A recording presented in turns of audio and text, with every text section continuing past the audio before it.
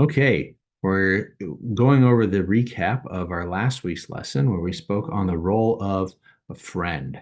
And I want to kind of stay away from I'll call it the selfish look on how do I get friends, but I really want to spend more time on how do I be a good friend.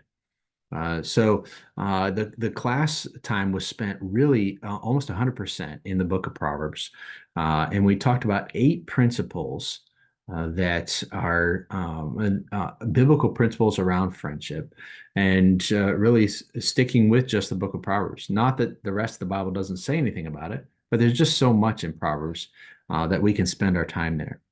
So the first principle is that of proper selection. We have to choose the right friends. Proverbs 18:24, Proverbs 13:20, Proverbs 22:24. Choose your friends wisely. Not everyone should be a friend. We can be friendly without being friends with, especially the world. Friends impact the way we think, the way we act, what we do, where we go, the choices we make. So it's really crucial to make the right friends and choose the friends wisely. The second principle is that of proper vicinity or closeness. Proverbs 27, verse 10. Distance is not something that makes the heart grow fonder. Distance makes the heart wander, makes it more difficult.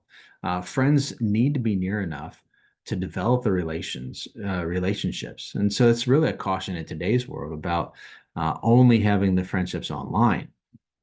Certainly, our friendships can be extended online. We have technology. It's a great opportunity to remain connected with people who we've developed friendships with. But friendships require some face-to-face time on a regular basis. Um, that being said, we do need to have the proper boundaries, and that's our third principle. Proverbs 25 and verse 17 gives us the principle of don't wear out your welcome. The idea is there's leave people wanting more of you as opposed to people wanting you to leave more.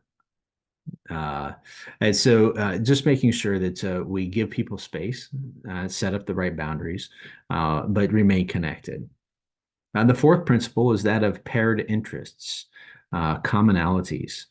Proverbs 27:9 and verse 17 as well. Commonalities are the basis of nearly all of friendships, but the friendships can't just be the common things.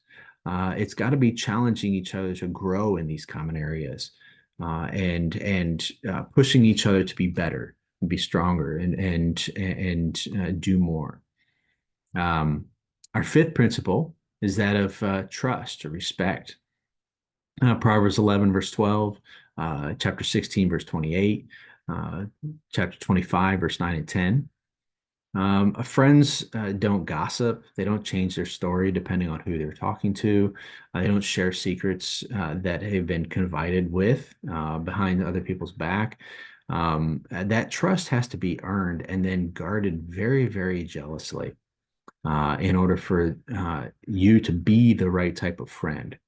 A trust takes a lifetime to earn and a moment to destroy. And so it's very crucial that we spend that time in that focus. Um, our sixth principle was that of truthfulness or candor. Proverbs 27, 5 and 6, Proverbs 28, 23.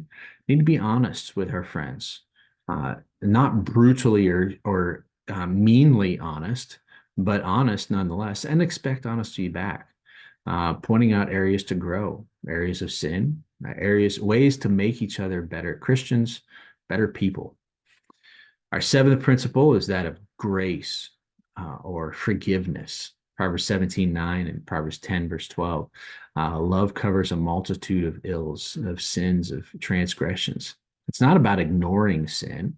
That's what we just talked about in truthfulness, but rather giving as much grace as we would hope or want when we make mistakes. And that's a way of making the friendship continue. And then the last principle is that of a consistent connection. Proverbs 17:17, a friend loves at all times. So friendship is really a consistent display, day in and day out, week in and week out, month in, month out. year over year over year, a consistent display of the right type of love, no matter the behavior of the other person. Uh, John chapter 15, verse 13 says, greater love has no man than this, than that a man lay down his life for his friends. Friendship is worth the effort. It takes time, it takes energy, it takes effort. But being the right kind of friend is the way we will always have the right kind of friends.